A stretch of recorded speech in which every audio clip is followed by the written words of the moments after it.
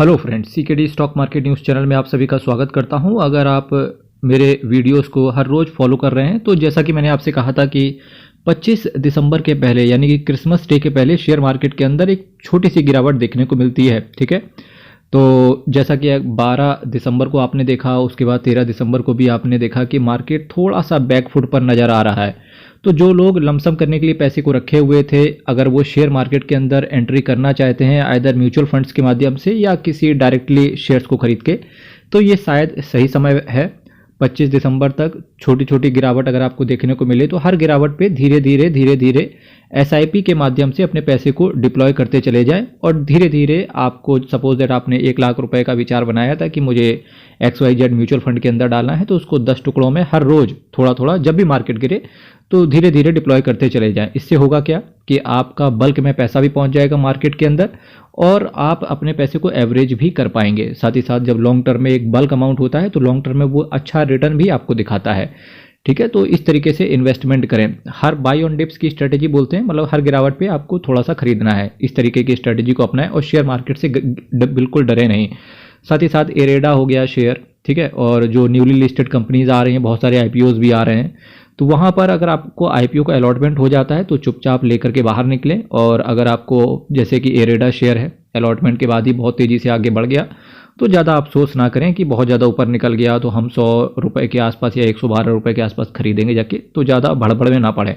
जो मिल गया वो अपना, जो नहीं मिला वो ठीक है, किसी और का ठीक है। ठीक है, इस तरीके का अपनाएं। साथ ही साथ कुछ लोग सोच रहे होंगे कि यार अडानी के शेयर बहुत तेज़ी से भाग रहे थे, वापस से वो नीचे आ गए, तो कई सारे इन्वेस्टर ने अडानी एनर्जी, ग्रीन एंटरप्राइज को खरीदा होगा या अडानी पावर को खरीदा होगा। उसके बाद अडानी के सारे शेयर्स वापस से नीचे 10-15% का करेक्शन आ गया है, तो भी डरे नहीं, क्योंकि अडानी के शेयर्स क्या होते हैं, आपको खरीदने का मौका नहीं देते, नहीं आपको बेचने का मौका देते हैं। ठीक है, तो अगर अडानी के शेयर में 20-25% का करेक्शन देखने को मिल रहा है तो आप अपसाइड भी, जब आप 100% अपसाइड देख रहे हैं तो 20-25% का आपको डाउन साइड भी देखना आना चाहिए। ठीक है, तो ये तो मार्केट का नेचर है। तो इसी तरीके से इन्वेस्ट करें, बहुत आसानी से इन्वेस्ट करें। इसी सीरीज़ में आज मैं आपके सामने, देखिए, चूँकि सबको पता है कि इंडेक्स आने वाले समय में, चाहे सेंसेक्स की बात करें, 2 लाख रुपए तो लोग बोल रहे हैं, 2 लाख का इंडेक्स तो ऐसे ही बोल रहे हैं कि 2027-28 तक ये अचीव कर लेगा।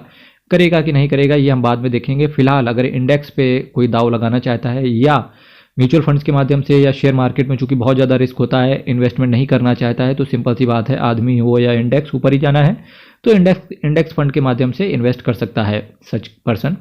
इसके साथ साथ अगर आप इंडेक्स फंड में नहीं जाना चाहते तो निफ्टी हो गया या सेंसेक्स 20 हो गया, वो ETF होते हैं, उसको भी खरीद कर इन्वेस्टमेंट किया जा सकता है। इसी सीरीज में मैंने आपके सामने आज एक इंडेक्स फंड की बात करूंगा। नेट एसेट वैल्यू देखिए 649 रुपये का है। एक साल में रिटर्न देखिए 13.17% का CAGR आया है। जब भी आप इंडेक्स फंड में इन्वेस्ट करते हो तो आप केवल 12-13% का रिटर्न ही एक्सपेक्ट करके चलें लॉन्ग टर्म के अंदर। बहुत ज़्यादा एक्सपेक्टेशन मत रखना इंडेक्स फंड के साथ। ठीक है, 3 साल में 15% का CAGR दिया है, 5 साल में 15% का, और देखिए मैक्सिमम 13% का। देखिए इंडेक्स फंड के अंदर भी आपको फ्लक्चुएशन देखने को मिलती है। हालांकि देखिए यहाँ पर कितने का था, 235 का, उसके बाद यहाँ पर देखिए 356 का। इंडेक्स ऊपर ही जा रहा है, पर किस तरीके से जा रहा है, फ्लक्चुएशन के साथ ऊपर जा रहा है। फिर उतार चढ़ाव तो आपको, चाहे शेयर मार्केट में हो चाहे आप म्यूचुअल फंड की दुनिया से हो, उतार चढ़ाव तो आपको देखने को मिलेंगे। ये दोनों आपको देखने को आना चाहिए, तभी आपके लिए ये दुनिया अच्छी है। वैल्यू रिसर्च ने इस म्यूचुअल फंड को 4 आउट ऑफ 5 रेट किया है। अरुण अग्रवाल, निर्मल मोरखिया साहब आपके पैसे को मैनेज करके चल रहे हैं, यानी कि ये इस म्यूचुअल फंड के फंड मैनेजर हैं। 3 महीने के अंदर देखिए 3.61% का एब्सोल्यूट आया है, 6 महीने में 11.47% का एब्सोल्यूट आया है, 1 साल में 13.17% का एब्सोल्यूट आया है, 3 साल में 55%, 5 साल में पैसा डबल हो गया। इसी तरीके से आपको इंडेक्स फंड के अंदर रिटर्न देखने को मिलता है। ज़्यादा एक्सपेक्ट करके मत चलना। 10 साल में 266% का इन्होंने रिटर्न दिया है, 10 साल में 266%। इंडेक्स फंड में जनरली उन्हीं लोगों को इन्वेस्ट करना चाहिए जिनका एज 60 साल से ऊपर हो, या जो लोग फर्स्ट टाइम म्यूचुअल फंड्स के माध्यम से इन्वेस्टमेंट करना चाहते हैं, या जो लोग बिल्कुल रिस्क नहीं लेना चाहते। रिस्क इन द सेंस कि देखिए जब शेयर मार्केट गिरेगा, चाहे वो इंडेक्स फंड हो चाहे कोई सा भी फंड हो, सब गिरेंगे। ठीक है, तो बस वो एक रिस्क की बात होती है कि किसी बंदे ने रिस्क देख रखा है, किसी नहीं देखा है। जिसने नहीं देखा है वो इंडेक्स फंड के माध्यम से स्टार्ट करे, और जब उसको 10-15 साल या 5-6 साल या 1-1.5 साल, जब भी आपको ऐसा लगे कि नहीं ये रिस्क तो हर जगह है, बस एक स्टेप लेने की बात होती है, तो जब इस तरीके का आपको एहसास हो, तब उसके बाद आप इंडेक्स फंड के अलावा चाहे स्मॉल कैप हो, मिड कैप हो, लार्ज कैप हो, फ्लेक्सी कैप हो, हाइब्रिड फंड हो, मल्टी एसेट एलोकेशन फंड हो, किसी भी कैटेगरी का फंड हो, वहाँ पर आप जाने का चेष्टा कर सकते हो। रिस्क म्यूचुअल फंड के अंदर जैसा कि मैंने आपसे कहा, अगर आपका पैसा शेयर मार्केट के अंदर आया है, चाहे वो म्यूचुअल फंड्स के माध्यम से आए या डायरेक्टली आए, तो रिस्क आपका वेरी हाई रहता है। तो इस चीज़ पर आप फोकस करके चलना। जिस म्यूचुअल फंड की मैं आपके सामने बात करके चल रहा हूँ उसका नाम है HDFC index S&P BSE Sensex direct plan growth. जी हाँ, बहुत बढ़िया फंड है HDFC index S&P BSE Sensex direct plan growth. 5,852 crore का इसका असर्ट साइज है। केवल एक छोटा सा एक्सपेंस रेशियो ये चार्ज करके चलेंगे जिसका है 0.20% का। 0.03% का नेगेटिव में कैश होल्डिंग है, यानी कि ओवरड्राफ्ट है।